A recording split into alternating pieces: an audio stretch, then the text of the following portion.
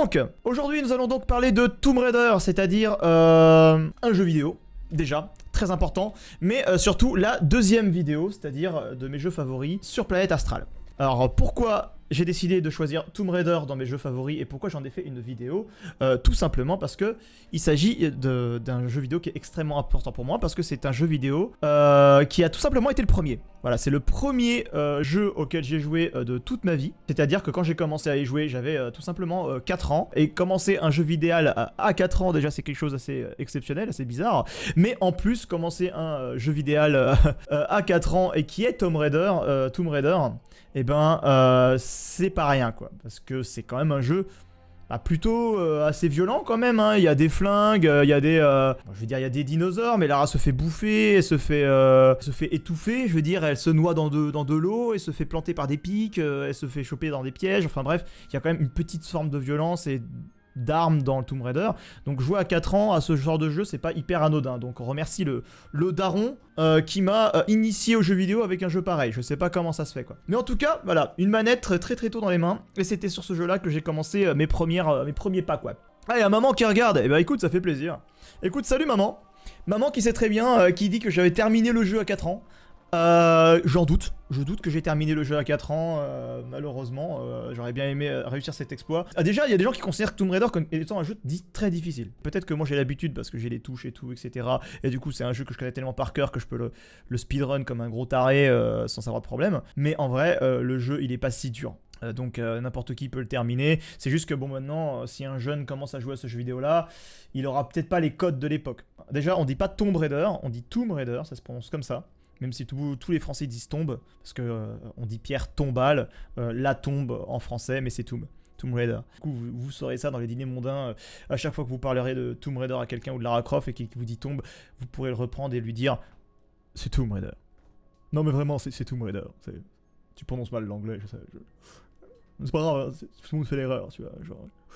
Tomb Raider, c'est un jeu qui me terrorisait. Enfin, je sais pas si vous l'avez entendu en tout cas, mais la musique c'est quand même quelque chose d'assez stressant. Et du coup, quand il y a de la mise en scène, quand les loups ils arrivent sur ta tronche et tout, ils te laissent aucune chance. C'est vraiment un jeu qui peut faire un petit peu flipper pour un gamin quoi. Et moi, comme j'étais très jeune quand j'y ai joué, j'étais très impressionné. Souvent, je me souviens très bien, je me cachais derrière le canapé. Ça veut dire que je jouais beaucoup au jeu, c'est-à-dire que je faisais les niveaux et tout. Et quand j'arrivais à un endroit où je savais que j'avais peur, où je savais qu'il y avait un événement, j'avançais le personnage petit à petit, parce que je savais que l'événement allait se trigger à cet endroit précis. Genre par exemple, je savais que si j'avançais un pas de plus, là, il y a la musique qui allait se lancer et que les loups allaient arriver. Donc soit je faisais pause directement, soit j'attendais que les loups arrivent et je flippais ma race et je me cachais derrière mon canapé. Ou alors je demandais à papa de me faire le passage en question, quand il y avait des monstres par exemple. Tout ce que je voulais, c'était me balader dans les niveaux. Sachant que moi... le secret c'est que j'ai pas vraiment terminé Tomb Raider quand j'étais tout petit. Quand j'ai terminé Tomb Raider bien sûr un petit peu plus tard, je devais je sais pas avoir 12 ans ou 10 ans, mais quand j'étais vraiment jeune, je jouais les niveaux aléatoirement. Ça veut dire que quand tu joues sur console, ça se passe pas pareil que sur PC. Sur PC, tu peux sauvegarder n'importe quand. Mais sur console, à chaque fois que tu as des cristaux de sauvegarde, tu peux sauvegarder quand tu trouves un cristal de sauvegarde, et tu peux sauvegarder qu'à cet endroit-là. Je vous expliquerai tout à l'heure. Mais quand tu termines un niveau, le niveau est enregistré et tu peux aller dans la liste des niveaux que tu as déjà terminés pour les recommencer si tu as envie. Et ça, c'est génial. C'est-à-dire que mon père avait terminé le jeu et je pouvais faire n'importe quel niveau. Et c'est pour ça que j'ai pu jouer un petit peu à ce que je voulais. Donc j'arpentais le premier niveau, puis le troisième, puis le huitième, puis le septième. Et plus j'avançais dans les niveaux qui étaient dans les derniers niveaux, plus ça faisait vraiment peur. Il y avait l'Égypte qui faisait extrêmement peur, les momies qui faisaient des râles d'agonie assez monstrueux qui faisaient peur. Et évidemment, à la fin du jeu, tous les bâtiments sont en mode peau, il y a des murs qui sont faits avec de la chair et tout, et ça fait extrêmement peur. Et moi, ça me faisait énormément flipper, et du coup, quand j'y allais, c'était un petit peu par masochisme de gamin, tu vois. Tu t'amuses à te faire peur, tu vas là-dedans et tu mets pause et tu peux pas l'assumer, quoi. Mais grâce à mon père qui avait terminé le jeu, bah, je pouvais faire les niveaux que je voulais et ça c'était cool. Je pouvais découvrir des univers différents. Je pouvais découvrir le Pérou au début, magnifique. Je pouvais découvrir la Grèce antique. Je pouvais découvrir après l'Égypte, etc. Ou découvrir ce qui paraît l'Atlantide, espèce de truc avec de la peau partout, quoi. On parle pas de jeux vidéo dans les dîners mondains, c'est un plaisir pour distraire la plèbe. Bah oui. Des mondains, on parle de théâtre, évidemment. Le cinéma et le jeu vidéo, c'est pour les rustres. Ça a sa place au cirque. Moi, je me cachais derrière vraiment le canapé. Hein. Je sais pas, c'était une réaction primaire à ce niveau-là. Je fonçais les sourcils, je me mettais comme ça. Je mettais pause direct, je démettais pause, je remettais pause. J'assumais pas, quoi. Et peur des loups aussi, ça se trouve, le bruitage était claqué, mais il me terrifiait. Les loups faisaient waouh, waouh. Bref, je vous ai parlé du système de sauvegarde tout à l'heure. Et je vous ai expliqué deux, trois petites choses qui étaient intéressantes. C'est que sur console, on peut pas sauvegarder comme sur un PC. Le jeu est sorti à la fois sur PC et sur des consoles différentes. Genre sur Dreamcast, sur PlayStation 1. Et il y a une différence notoire entre PC et console. Et c'est terrible. Sur PC, tu peux sauvegarder que à travers des cristaux de sauvegarde. Ce qui fait que le jeu est beaucoup plus intéressant non pas sur PC mais sur console. Parce que en soi, comme tu peux sauvegarder n'importe quand sur PC, tu as le droit à une erreur en fait. Et moi je trouve que du coup l'erreur n'est pas suffisamment punie. Vous connaissez les Bloodborne, les jeux From Software, etc. Quand tu meurs, tu es puni, tu dois recommencer de assez loin. Et tu dois retourner jusqu'au boss pour pouvoir le réaffronter, etc. Voilà, ça donne un enjeu en fait, et surtout une récompense une fois que tu as réussi quelque chose, tu vois. Et bien surtout Tomb Raider 1, comme tu devais sauvegarder que à travers ces cristaux-là, et ben quand tu étais loin du dernier cristaux que tu avais pris dans le level, ça veut dire que tu allais perdre toute ta progression. Et ça veut dire que le moindre faux pas, le moindre monstre que tu affrontes, devient hyper stressant, hyper intéressant quoi. T'as pas le droit à l'erreur à ce moment-là. Tu te dis pas genre oh putain le précipice il est vachement haut, etc. Ça vachement loin. Bah je sauvegarde avant, je teste le saut, si ça marche pas, je recommence. Moi je déteste ce principe-là en fait. Moi ce que j'aime c'est avoir sauvegardé bien avant parce que j'avais pas de choix, voir la situation et estimer est-ce que ça vaut le coup ou pas. Est-ce que je tente le saut? Est-ce que je trouve que c'est trop loin? Est-ce que je tente quelque chose de plus safe? Est-ce que je prends le risque pour avoir une autre récompense derrière? Ça c'est cool. C'est cool parce que bah voilà, les sauvegardes sont imposées et ça fait partie du gameplay, du level design. Et c'est pour ça que la facilité est donnée aux joueurs des outils qui lui permettent de terminer le jeu trop facilement, ça j'aime pas. Et du coup la version PC où tu peux sauvegarder à n'importe où avant, bah je trouve ça tout pourri quoi. Surtout qu'à l'époque à la version PC t'avais pas les musiques sur la plupart des versions PC. C'est trop bizarre.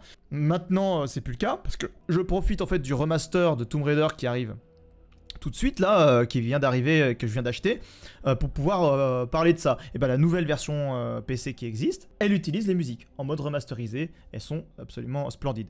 Vous allez voir, le remaster, il est absolument sublissime. Tout à l'heure, je vous le présenterai après la rétrospective. Moi, c'était l'apparition de la musique que j'avais associée au monstre. Mais c'est pareil, quand la musique se trigger, à un moment dans le jeu, là, je parle des loups, je parle des ours, enfin, je parle des petits monstres à la con, mais sachez que dans le jeu, vous avez des lions, hein, vous avez des crocodiles dans Tomb Raider 1, et vous avez des raptors, vous avez un tyrannosaure, quoi. Un tyrannosaure qui arrive dans le fond d'une vallée qui fait extrêmement peur, mais de toute façon on le voit dans la vidéo. Genre, et là à ce moment-là, mais c'était un traumatisme exceptionnel. C'est-à-dire que moi je commence, quand je veux je prends n'importe quel niveau, j'arrive sur le niveau 3 qui s'appelle la vallée perdue. Et dans la vallée perdue, une fois que t'as arpenté un peu le level qui est moyen dur, enfin je veux dire au début c'est juste, c'est pas grand-chose, c'est pas super dur le début du niveau, t'arrives dans une grande vallée où évidemment à cause des problèmes techniques de la console tu peux pas voir tout au fond, donc c'est une espèce de brouillard de guerre, et tu t'approches et le côté sombre s'avance de plus en plus, et de l'obscurité, t'as un espèce de tyrannosaure qui te fonce dessus, c'est une dinguerie comment ça fait peur quand t'es petit. C'est une putain de dinguerie. Putain, pas passer l'ours toi. Bah l'ours il est dans la caverne du premier niveau, attends, il est en bas, il est nul à chier quoi. Bref, j'ai rejoué énormément au jeu, donc les niveaux je les ai fait plein de fois. C'est le jeu auquel j'ai le plus rejoué de toute ma vie, c'est ça, faut bien retenir, ça veut dire que il y a des jeux auxquels j'ai beaucoup rejoué qui font partie de mes jeux favoris, je mets hors de côté les jeux de combat, etc. Bah FF10 fait partie dans le top 3 moi, des jeux auxquels j'ai le plus rejoué. Tu dois avoir là Tomb Raider 1, jeu auquel j'ai le plus rejoué, et je pense que tu dois avoir peut-être dans les jeux récents Life is Strange. Après t'as peut-être Undertale, etc. Bon, mais en tout cas, c'est sûr que Tomb Raider est au moins dans le top 2. Je vais vous parler un petit peu d'Anniversary également, qui est un excellent jeu aussi. Moi, il faut bien comprendre que les nouveaux jeux Tomb Raider, je les aime pas du tout. Je les aime pas du tout, je ressens pas du tout l'ambiance qu'il y avait à l'époque. C'est pas la Lara Croft que je connais, c'est une histoire complètement différente qui est racontée. Et même le Legend, je suis assez éloigné de ce jeu-là. Il y a que le Anniversary que j'aime beaucoup.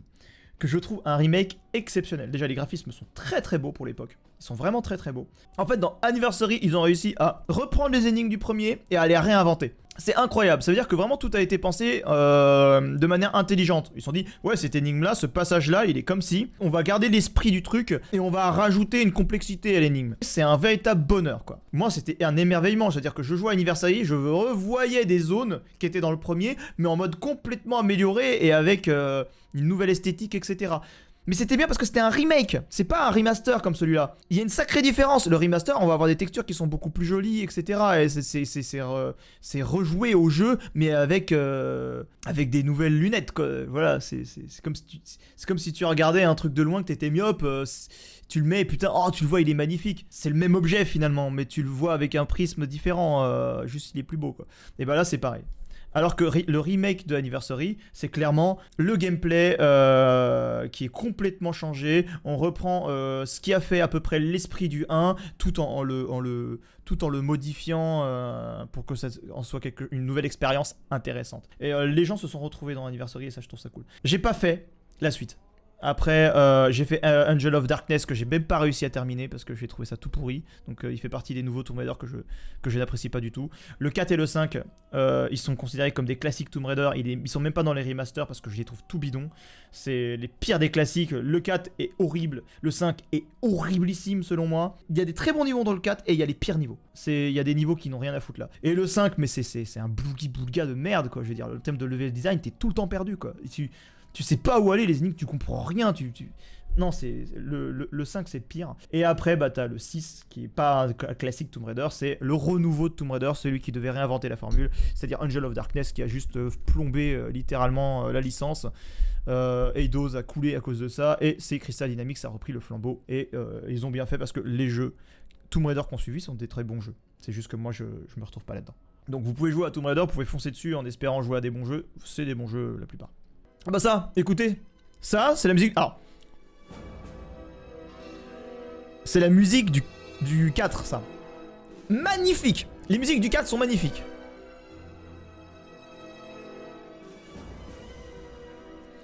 Alors la musique du 4 c'est un bijou absolu. Mais mes musiques de Tomb Raider c'est des bijoux, hein. Mais le jeu, ouais, si vous voulez pas cracher du sang, vous voulez un Tomb Raider difficile, bah jouez au 4, hein. Oh putain, il est dur, hein.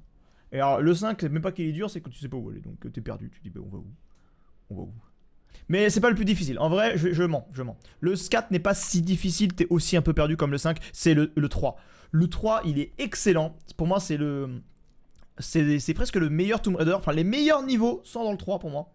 Il y a des niveaux qui sont hyper ingénieux, et t'as des niveaux qui sont catastrophiques aussi, mais on en reparlera quand je parlerai de Tomb Raider 3. Le 3 c'est une difficulté monstrueuse. C'est monstrueux la difficulté du 3. J'ai lu qu'en fait, pour le 3, ils se sont basés sur le fait que les joueurs avaient déjà terminé le 1 et le 2 et qu'ils étaient habitués. C'est-à-dire que les gens savaient jouer au jeu.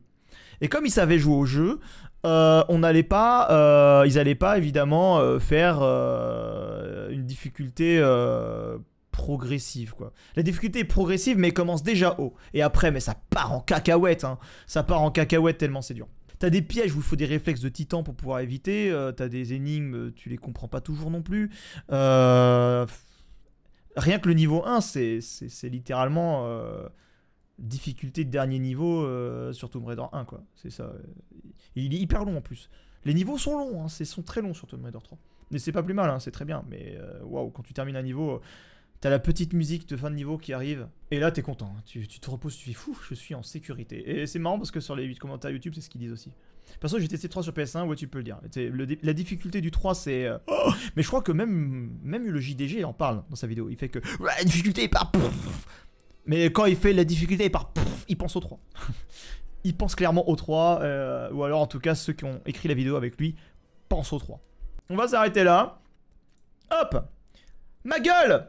C'est ma gueule, évidemment, j'étais encore un peu plus gros, j'avais jamais fait de musculation ni quoi que ce soit, je venais de prendre ma douche, je m'étais rasé un peu pour me faire beau.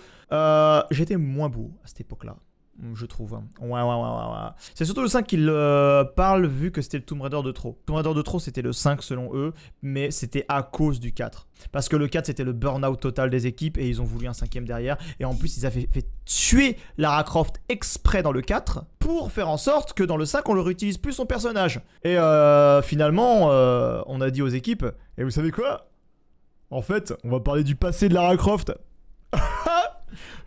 Excellent, c'est que des chroniques sur le passé de Lara Croft, du coup c'est pas grave. Mais les équipes étaient... Bâtard, on a tué Lara Croft. Oh putain.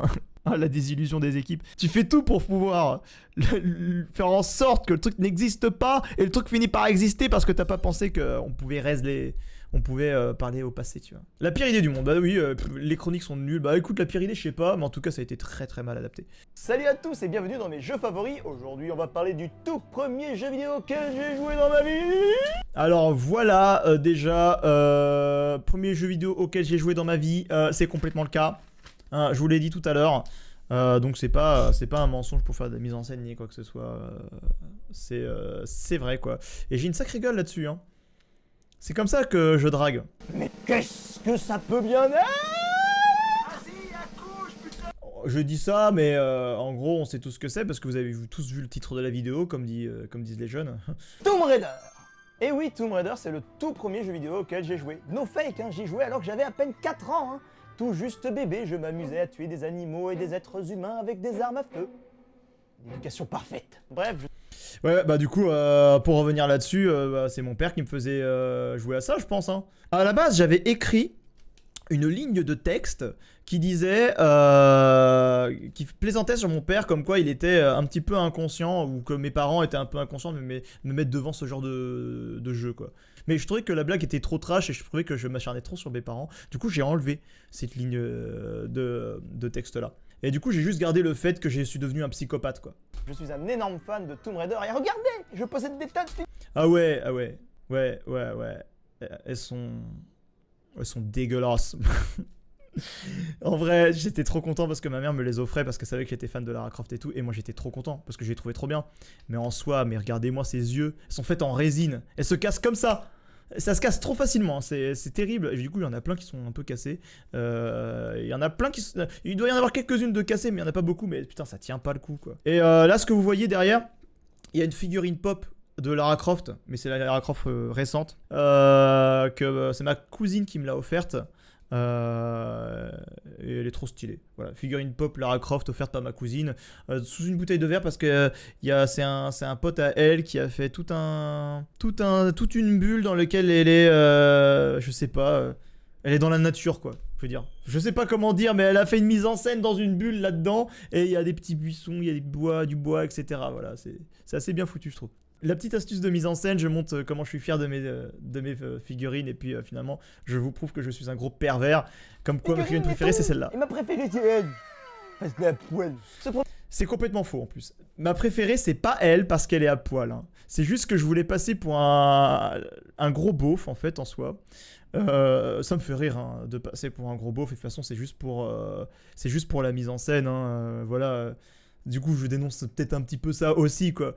Moi, ma préférée, en réalité, c'est peut-être même celle de Légende. Celle de Légende, elle est vachement cool, quoi.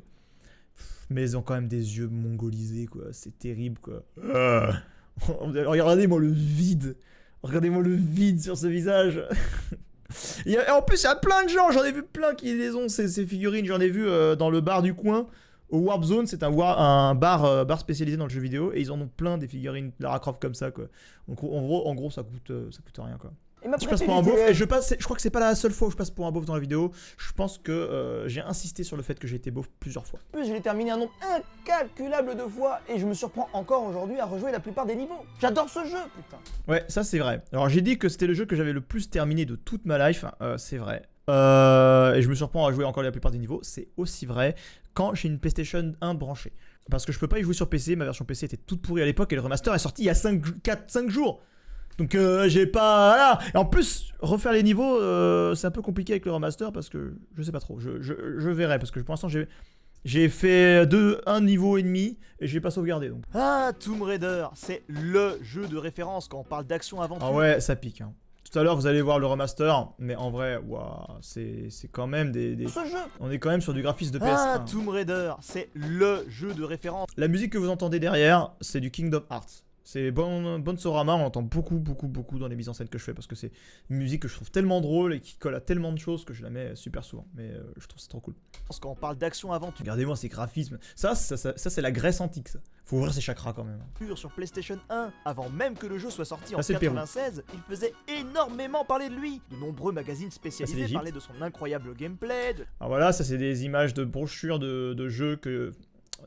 des revues de jeux vidéo que j'ai piqué un peu partout et notamment sur le site de Captain Alban parce qu'il répertorie énormément d'informations sur Tomb Raider et dont des coupures de presse, etc. Et bah tout ça c'est des coupures de presse. Et ça, ce que vous voyez là, c'est des images du jeu qui datent d'avant la sortie du Tomb Raider. Le jeu était très attendu et était considéré comme le futur banger du monde du jeu vidéo. Et ça a été le cas. C'est pas genre, oh putain, ils ont sorti un jeu, il est trop bien, tout le monde s'est réuni dessus. Ça a été le cas, mais tout le monde savait que ça allait être le cas aussi. Ah oui, ça parle bien, hein, ça parle très bien du jeu vidéo de Tomb Raider en question. Ça parle bien de sa fluidité, ça parle bien de la caméra. Il y a beaucoup de gens qui se plaignent de la caméra, etc. dans Tomb Raider, alors que la caméra dans Tomb Raider fait partie des meilleurs des jeux 3D qu'on peut trouver à cette époque-là. Mais t'as des jeux où la caméra se bloque tout le temps, partout et tout. C'est incitable tellement il y en a. Mais Tomb Raider, en fait, il y avait des très grands espaces, des très grandes salles, etc. dans lesquelles la caméra pouvait se balader et ne pas se coincer. Lara Croft. Lara Croft, à peine née, déjà une star. Tous les magazines de jeux vidéo en parlaient comme étant celle qui allait vous faire craquer. Lara Croft, l'Indiana Jones au féminin, la femme forte, badass et sensuelle Comment qui je te prends une voix pète de la merde. gueule si tu l'emmerdes. Sourire ravageur, provocante, bref, quasiment une première dans le jeu vidéo, on mettait en valeur ce personnage comme étant une personnalité public people. Alors qu'en réalité... Ouais.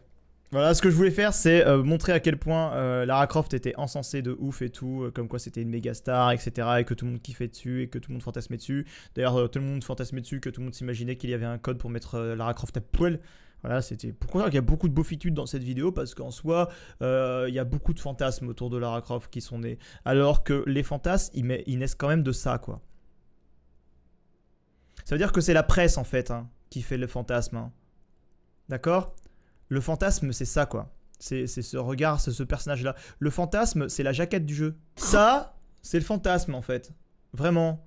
Les gens voient Lara Croft comme ça. Et du coup, ils fantasment sur l'image de la jaquette. Ils fantasment pas sur la réalité. La réalité, c'est ça.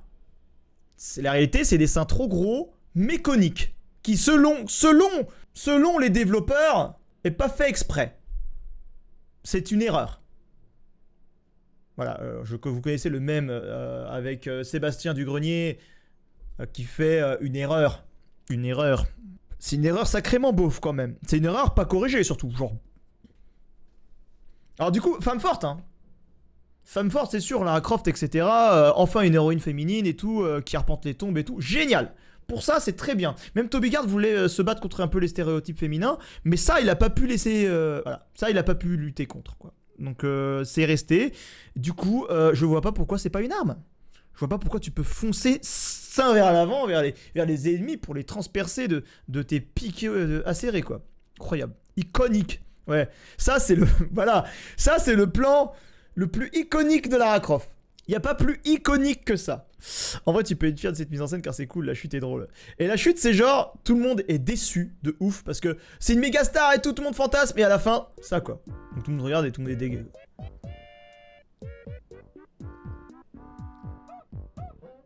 Et en fait, c'est faux. Graphisme, c'est du jamais vu, j'adore. Sérieux, moi je bande. C'est fort, bon Dieu. Ah bah ça, il en fallait peu pour... Voilà, le but c'était de montrer à quel point bah, finalement ils sont déçus parce que les graphismes sont pas terribles, mais en fait finalement il y a des nichons triangulaires. C'est incroyable, les graphismes sont fous, voilà, c'était un petit peu une double chute quoi. Moi j'adore, moi cette mise en scène me fait rire, je sais qu'elle a fait rire Camus à l'époque. Les pommes. D'abord les pommes, en vrai franchement elle aura plus. Non c'est pas vrai ça. Complètement paumé là, frère. Bon, continue. Moi j'étais tellement matrixé que j'ai eu une érection pendant mon premier cours de trigonométrie au collège. Non c'est faux ça. Non mais c'est soupir là par contre. Blague de merde. Tellement féminin mais c'est...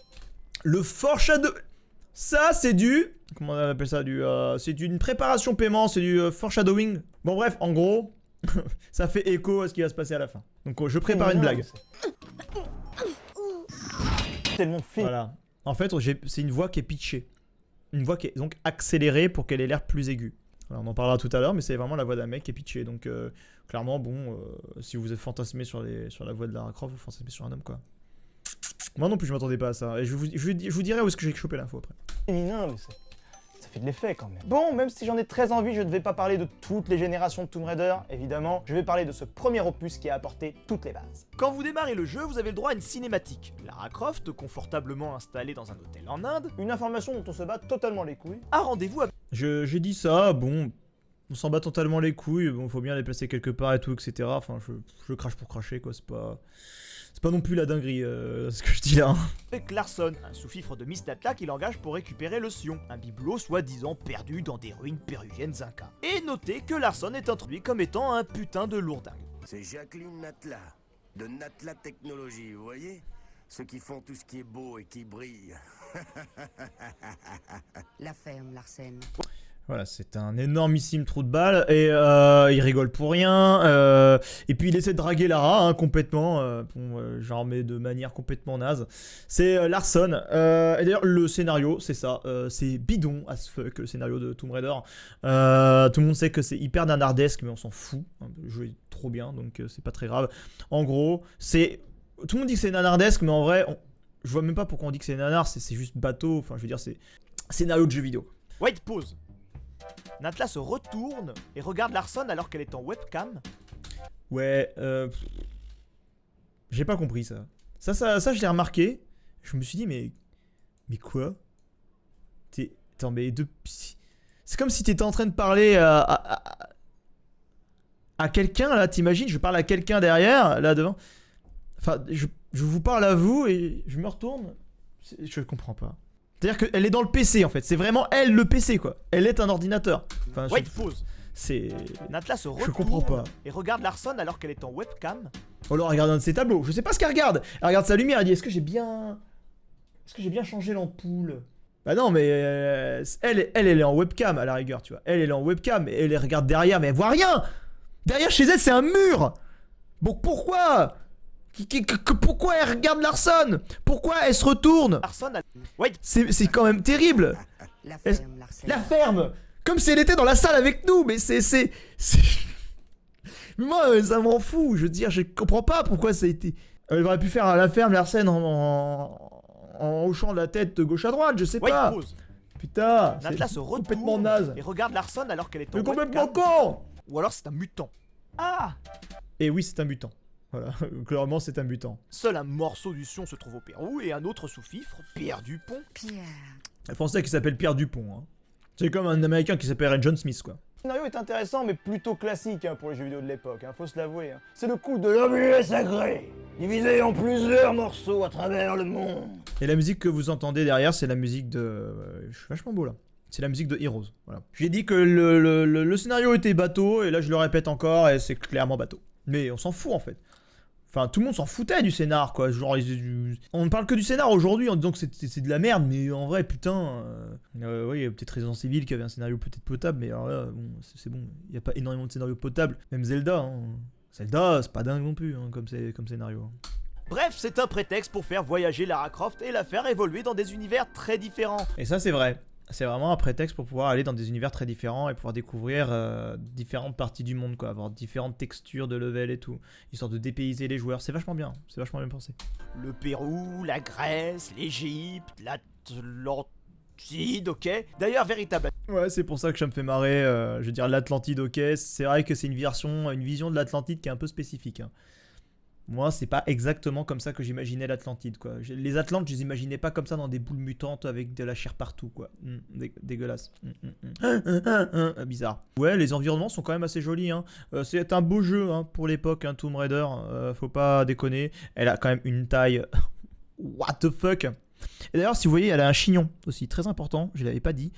Mais ce chignon-là, en fait, il devait pas être là à la base. En fait, ça devait être vraiment une longue, pas une queue de cheval, mais une longue natte en arrière. D'ailleurs, quand tu regardes les cinématiques, elle a cette longue natte en arrière, quoi, une longue tresse. Et le truc, c'est que, en fait, à cause des capacités techniques du jeu, ils n'ont pas réussi à le modéliser correctement, donc ils ont décidé de faire un chignon. Et tu as différents types de soucis comme ça qui sont limités par rapport à la technologie de l'époque.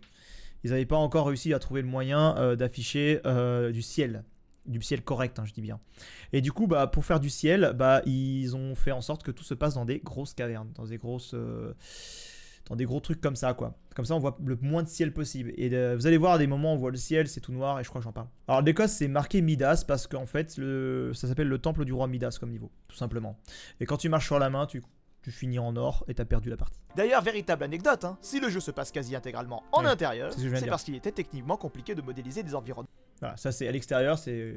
en extérieur. Soit vous pouvez directement commencer le jeu en sélectionnant le passeport, ou sinon vous pouvez faire de la gym. Alors ça c'est pour apprendre, la gym c'est pour apprendre des mouvements. Voilà, ça c'est à tout ce que ça sert. Lara Croft vous parle, elle vous dit bonjour, comment ça va là? Vous allez sauter en arrière, il faut faire à gauche, à droite, devant, il faut s'accrocher. C'est le didacticiel du jeu. C'est pour apprendre à jouer, si vous êtes nul. Moi j'ai pas besoin du didacticiel. Moi je faisais le didacticiel pour visiter la maison de Lara Croft, c'est tout. Sinon il n'y a aucun intérêt. Comme dit précédemment, l'aventure commence... Alors ça claque hein, pour l'époque, attention. Cinématique, vous allez trouver ça moche et tout, mais ça tabasse sa mère pour l'époque. Hein. Vous regardez ça sur votre écran, une cinématique à l'époque, hein, quand vous jouez sur PlayStation 1, c'est une récompense. Maintenant, une cinématique, t'en as partout, là, tire l'arigot, tu marches 3 pas, t'as une cinématique, tu marches 6 pas, t'en as encore une autre, même c'est des QTE, donc t'as des cinématiques en jouant en même temps, tu vois, genre c'est n'importe quoi. Donc une cinématique à l'époque, voilà, fallait la mériter, fallait terminer son niveau. Là, par exemple, il fallait terminer tous les niveaux du Pérou pour avoir la cinématique suivante. Voilà, c'est la cinématique du départ, donc on aura des cinématiques au début quand même. On nous récompense d'avoir acheté le jeu. Ta mère, ton père, ta soeur. Qu'est-ce que j'ai écrit là? J'avais complètement zappé quand je voulais te montrer que ça claquait. Ton frère, j'ai pas mis ta soeur, j'ai mis ton frère. C'est génial, et ça claque hein. Franchement, avec le Mickey Mousing là, avec les passages de la musique qui arrivent au moment où les monstres meurent et tout. Mickey Mousing, c'est quand tu mets des sons de musique qui sont raccords avec ce qui se passe à l'image. Ça vient de Mickey Mouse à la base, ça veut dire les premiers films de Mickey Mouse où quand il se déplaçait, il y avait de la musique en même temps qu'il se déplaçait, quand il s'arrêtait, la musique s'arrêtait, etc. C'est ça du Mickey Mousing. Et là, ça en est clairement quoi. Ici. Ça Du claque. bon gros Mickey Mousing, trop bien. Putain. Les premiers niveaux sont faciles et appliquent progressivement les différentes mécaniques de jeu. Vous pouvez clairement marcher, sans déconner, hein, escalader, tirer, nager, etc. D'ailleurs, la difficulté est super progressive dans Tomb Raider 1 et ça c'est super cool quoi. Je veux dire, au fur et à mesure, à chaque niveau, on va ajouter quelques mécaniques de gameplay supplémentaires, etc. Et ça se découvre au fur et à mesure. Et ça c'est cool quoi. Il n'y a pas un niveau complet avec tout d'un coup quoi. Genre au fur et à mesure t'avances, tu découvres des nouvelles choses que tu vas pouvoir mémoriser et utiliser plus tard. Genre on peut pousser les cubes, hop ce cube là, tu vas reconnaître que ce cube là peut être poussé et du coup tu vas pouvoir en pousser d'autres plus tard et tout, etc. La vallée perdue, le troisième et célèbre niveau de Tomb Raider. Ouais, là il y a un gap. En vrai, il y a un gap de difficulté sur un seul truc, quoi. Déjà, le niveau, il est quand même plus complexe que les autres. Il y a un moment de réflexion un peu supplémentaire qui est un peu compliqué. Et après, ouais, c'est progressif, mais il y a des gaps. Voilà, il arrive de derrière, là.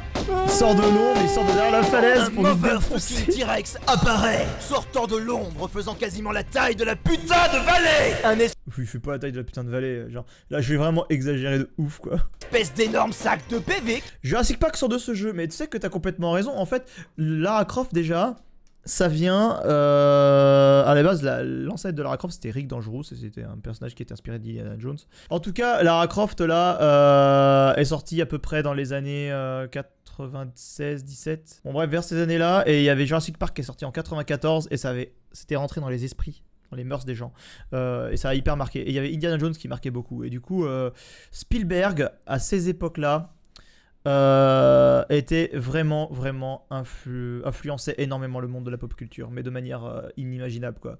Aujourd'hui, ce qui influence le monde de la pop culture, c'est Netflix et les Marvel, notamment. On est très influencé par la pop culture Marvel, mais alors là, putain, à cette époque-là, la pop culture c'était Spielberg, et Spielberg c'était quoi? C'était Indiana Jones, c'était Jurassic Park, et putain, quelle image! Je veux dire, quel imaginaire il a apporté quand même Spielberg, c'est assez hallucinant quoi.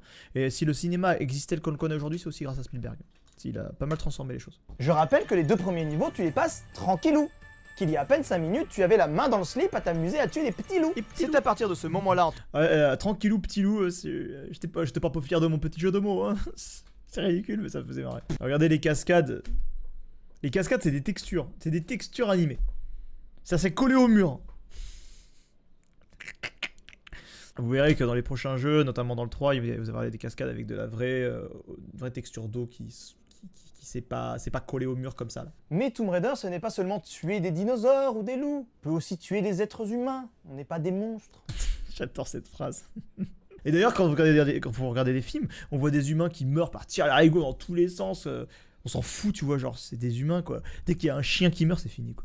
Dans Je suis une légende, là, par exemple. Le chien, il meurt, c'est horrible. Putain de tragédie. Alors que littéralement, tout le monde est mort et il y a des morts vivants partout, tu sais. Lui, par exemple, c'est Pierre Dupont. Hein. Souvenez-vous, c'est le français dont je parlais en début de vidéo. Hé, Pierre! Mais qu'est-ce que tu fous là-bas? Il me fout de sa gueule. Il me tire dessus. En fait, la blague, c'est qu'il me tire... Il me tire dessus à l'infini parce que c'est une IA et il croit que je suis à portée. Il arrive à me tirer dessus. Mais en fait, ça tire dans la paroi qui est en bas, là. Celle que vous voyez, là. Et du coup, bah, il me tire pas dessus. Je prends pas de dégâts. Et du coup, je le regarde quand il va me tirer dessus et... il me met rien, quoi. C'est trop drôle. Et pour se barrer, il va tout simplement se cacher derrière un obstacle et disparaître. C'est hyper bien foutu, en vrai. Je trouve ça super bien fait. Alors moi, mon activité préférée, c'est de pas le laisser faire. Ça veut dire que je le garde dans mon champ de vision et je lui cours après tout le temps. Comme ça, il peut jamais disparaître. Allez, bah vas-y, bah disparais. Bah t'attends quoi? Ah bah t'arrives plus à disparaître. Alors, je vous explique un truc que j'ai jamais réussi à refaire, parce que j'ai réussi à faire sur PlayStation 1 et que j'ai plus du tout... En fait, j'ai essayé pendant 1h30 et j'ai pas réussi à le refaire. Ah, t'attends. Pour l'enregistrement, là, ce qui s'est passé, c'est qu'il y a un pilier, là, vous voyez? À un moment, j'ai réussi à le suivre et à tourner autour du pilier, lui, il fuyait. Et j'ai tourné une dizaine de fois autour du pilier et il disparaissait pas. Parce qu'en fait, dès que t'as fait suffisamment de dégâts, il décide de fuir et il disparaît derrière un obstacle. Mais si t'as toujours le mec en vue, il disparaît jamais. Je l'avais toujours en vue, je le courais après et j'ai même pas réussi à le refaire. Je trouvais ça trop drôle et je voulais mettre dans la vidéo, j'ai pas réussi. Après 1h30, au bout d'un moment, t'arrêtes, quoi. Là, j'ai fait un passage où je l'ai gardé en joue pendant un peu longtemps pour faire genre. Mais c'est un jeu pour moi. C'est de faire en sorte que Pierre Dupont il disparaisse pas, c'est trop drôle, quoi. T'as perdu tes pouvoirs. Et là, il monte, c'est un cul-de-sac là-haut. Il est con, quoi. L'IA était à ses débuts, en vrai, l'IA elle était pas conne là-dedans. Enfin, je veux dire, elle était conne, mais elle avait pas besoin d'être intelligente parce qu'en fait, en soi, il était en joue, il te tire dessus. Il a juste besoin de ça. Et toi, bah, tu l'as en joue, tu lui tires dessus. Pareil, quoi. Donc.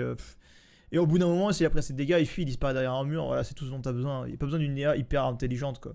Je veux dire, c'est pas comme si toi, tu pouvais te cacher derrière les murs, te montrer, tirer dessus et tout.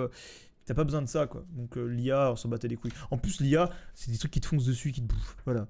Genre, les loups, ils te foncent dessus, ils te bouffent. Les lions, ils te foncent dessus, ils te bouffent. Les ours, ils te foncent dessus, ils te bouffent. T'as pas un gameplay différent vraiment par animaux là-dedans, quoi. T'as des rats. Les rats ils te foncent même pas dessus, ils courent partout, des fois ils sont sur ta gueule, ils te bouffent, mais c'est tout, quoi. Enfin, c'est tout naze. J'ai parlé dans cette vidéo un petit peu, peut-être trop longtemps, des secrets.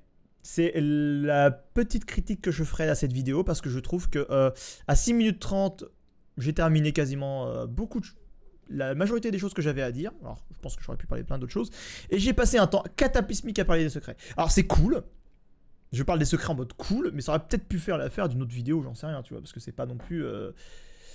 Voilà, quoi, genre, je parle pas réellement du jeu, je parle vraiment de ce qu'il y a dans le fond. Mais j'ai trouvé ça tellement marrant, ces secrets à la con, d'ailleurs, il y a une pote à moi qui m'a dit qu'elle avait trouvé ça trop drôle, que j'ai insisté là-dessus. Ça, c'est un secret terrible. Putain, j'en ai parlé pas dans ma vidéo, mais en fait, là, quand t'arrives en bas, t'as plus de retour en arrière possible.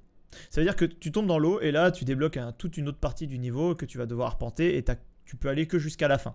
C'est-à-dire que tout ce que tu as fait auparavant n'existe plus, tu ne peux plus y retourner. Donc c'est-à-dire que le seul moyen que tu as de récupérer le secret, c'est à ce moment-là.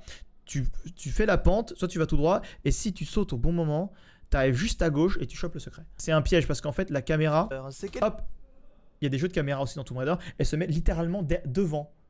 Pour cacher le secret, pour faire une petite mise en scène, quoi. Sympa la mise en scène. Vous avez des secrets mais ils sont abusés dans le jeu, mais abusés. Alors ça c'est la liste que j'ai fait moi-même parce que le truc c'est que la liste de mon père je l'ai jamais retrouvée. Je l'ai cherché partout. J'ai demandé à mon père, je lui ai dit mais t'as pas des dossiers où t'avais conservé ça? Parce que mon père il conserve tout ce qu'il écrit, mais c'est n'importe quoi quoi. C'est le genre de truc que je l'ai vu pendant des années dans son bureau quoi. Et j'ai dû refaire le truc, mais c'était beaucoup plus détaillé. Hein. Il avait noté le nombre de trousses qu'il avait trouvé et tout, etc. Le nombre de monstres qu'il avait tués, ce qu'il avait débloqué. Il savait combien il y avait de secrets et il les cherchait et il les avait tous cochés au fur et à mesure. Il voulait faire tous les niveaux avec tous les secrets. Mais il a jamais réussi. Il a jamais réussi à faire tous les secrets parce qu'il n'avait pas les mêmes outils à l'époque. C'est pour ça que c'est aussi important, et j'en ai pas beaucoup parlé, mais quand on jouait à ce genre de jeux vidéo à l'époque, les secrets c'était vraiment hyper jouissif, c'était très enrichissant.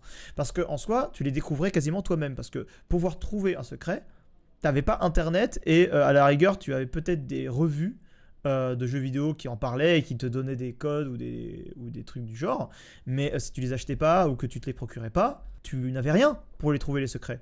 Et du coup il y a des secrets que tu pouvais trouver largement parce qu'ils sont assez simples, mais il y a des secrets qui sont introuvables. Mon père il aurait pu, mais genre passer toute sa vie à les chercher, ça servait à rien. Alors ce secret là, vous voyez, il descend comme ça, sur le net, il se laisse tomber et il saute au dernier moment en arrière.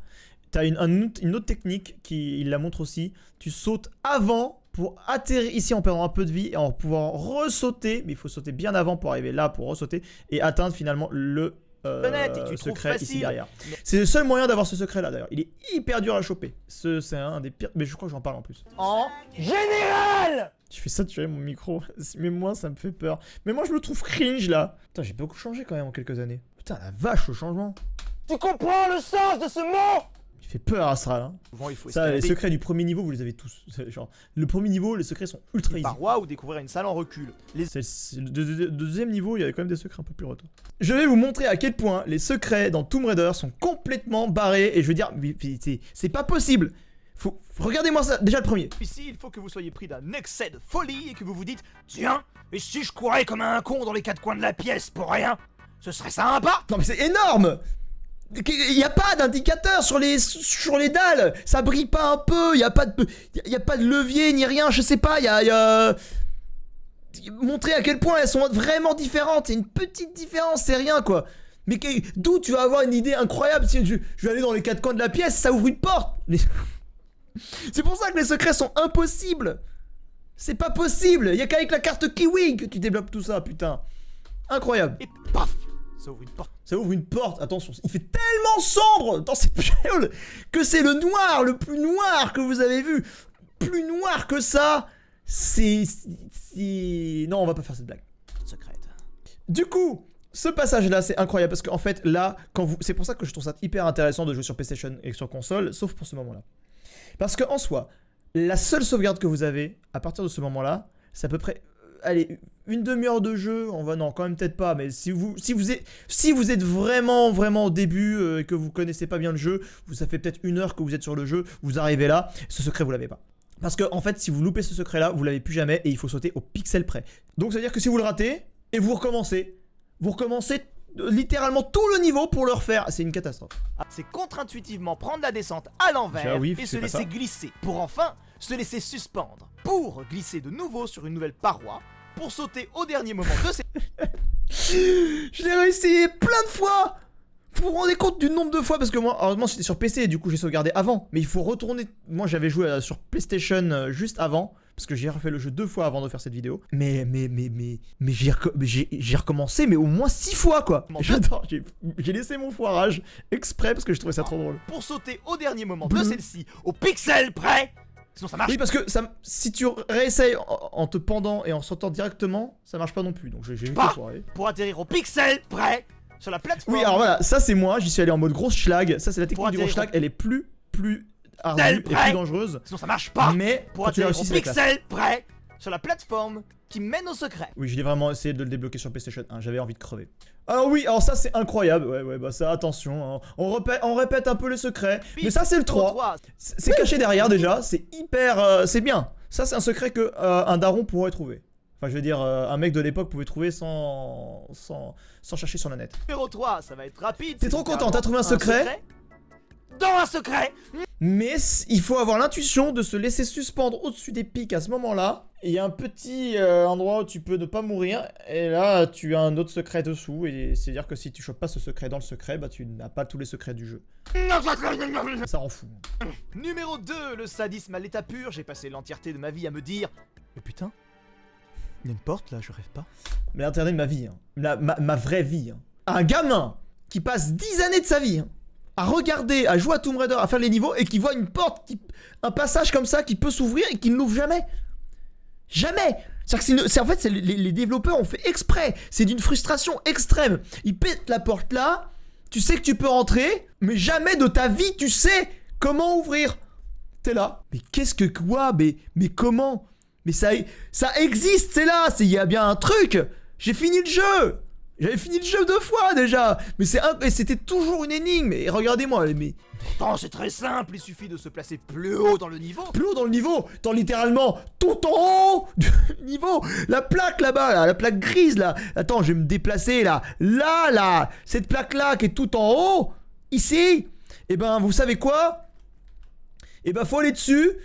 Et quand vous allez dessus, il faut deviner, parce qu'on n'entend pas le bruit. Il faut deviner qu'il y a de la porte qui s'est ouverte en bas. Et après, il faut charger parce que vous avez un temps au pixel près. Je veux dire, au centième de seconde près, ça va se fermer. Donc, il faut descendre comme un bourrin à toute vitesse pour faire en sorte que la porte soit encore ouverte. Et là, c'est bon. Ouverte et d'arriver. Je suis arrivé quasi mort, je crois. Au moment Ouais, où la vous avez vu porte... ça? C'est exprès. Hein. Ça, je l'ai enregistré comme ça. La fois où j'ai réussi, c'est la seule fois. J'ai fait une seule fois. Pour vous dire, j'ai eu de la chance. Mais quand je suis arrivé, c'était comme ça. Et c'est le cas pour beaucoup de gens. T'arrives au secret, c'est comme ça. Au moment... Mais vous avez vu ça? Au moment... C'est... un quart milliseconde de plus, je passe pas. Là les gens ils vont dire moi je fais du speedrun tous les jours et ça tu vois c'est hyper simple, j'arrive au moins avec 3-4 secondes d'avance. Ouais. En fait il y a des techniques que tu connais pas, tu peux faire du slide reading sur les murs et en fait tu vas faire un bug qui va te téléporter en bas et en fait en soi tu arrives juste bien avant quoi. Donc non, ok, tu speedrun, ça peut arriver, mais ça, t'es un joueur lambda, c'est casse-couille quoi. Moment où la porte se ferme. En Et plus, moi je pour suis une- mort comme un con car j'ai oublié de... Mais il y avait des lions derrière, j'avais complètement zappé. Du coup j'arrive, j'ai perdu énormément de PV en tombant. Du Et coup, moi je me suis fais mort bouffer. comme un con car j'ai oublié de tuer les lions avant d'y aller. Putain. Ça me fait trop rire. Ça, celui-là, il est failli dans le top 5, hein, j'ai hésité. Hein. Tu dois te mettre en bas, tout en bas du pilier, et attention, en haut à droite du pilier. C'est-à-dire là. Si tu te mets pas là, le pied gauche à ce coin-là, tu l'auras pas. Et là, il faut faire une gymnastique d'enfer sans rien louper. C'est-à-dire qu'il faut faire tout droit, droite, gauche, derrière, en avant. Voilà, je veux dire, comme une danseuse étoile. Et à la fin, tu arrives en haut, pile à l'heure. Parce que tout est timé pile à l'heure. Et franchement j'en passe Regardez-moi des ça. tout aussi what the fuck. Hein. Je C'est pourrais what the passer fuck, 10 ouais. minutes à vous présenter des secrets complètement abusés. Eh bien c'est très simple, je tiens énormément à remercier l'équipe de Captain Alban qui possède Merci, un Captain site qui a Alban. énormément d'informations sur Tomb Raider. Et je remercie encore Captain Alban parce que le site de Captain Alban, c'est ça. Voilà. Ça, c'est le site de Captain Alban. Et il y a toute ma bible là-dedans, vous voyez, il y a le scénario, il y a des tests, et les plupart des choses que j'ai chopées, c'est là. Et là, vous avez que des anecdotes. J'ai pas été claim pour cette musique, Non mais c'est soupir là. alors que c'est Eric Clapton. il me Non. semble. Ma vie n'aurait été qu'un mensonge depuis le début. Non, tellement féminin, mais Comment puis-je continuer à vivre après une telle C'est Leila, je crois. ça fait de l'effet quand même. Le monde ne serait-il qu'une gigantesque illusion? Combien de branlettes à remettre en question? Combien de branlettes à remettre en question? 0. Je ne me suis jamais branlé sur Lara Croft de ma vie. Hein, attention, je me suis jamais branlé sur les gémissements de Lara Croft que l'on entend là. C'est faux. C'est pour la blague. Je suis pas beauf quoi. Mal. Pas à ce point là quoi. Et voilà, cette vidéo touche à sa fin et j'espère que ça vous... Musique de Pokémon pour terminer. Écoutez ça. J'adore cette musique de Pokémon. Je crois que c'est Diamant Perle. a fait plaisir. En tout cas, moi, ça m'a énormément touché parce qu'on parle tout de même de mon premier jeu J'ai vidéo. déjà fait tirer un peu, Et il y Bolos. a tant d'autres choses que j'aurais aimé aborder sur Tomb Raider, mais malheureusement, je n'ai pas pu parce que je voulais pas faire une vidéo trop longue. Et je vous en ai parlé là de tout ce que je pensais sur Tomb Raider. Et du coup en live c'est encore mieux. Mais ne vous en faites pas, parce que Tomb Raider 1 est loin d'être mon seul Tomb Raider favori. Bref, voilà pour toute la vidéo et toute la rétrospective sur Tomb Raider, mes jeux favoris. Voilà, j'espère que ça vous a plu, j'espère que cette vidéo-là vous a plu. Je me suis vraiment donné du mal pour cette vidéo. Tout ce que je vous ai dit là-dedans, c'est typiquement vrai. Et évidemment, quand je parle des jeux vidéo Tomb Raider favoris, je parle du 2 et du 3.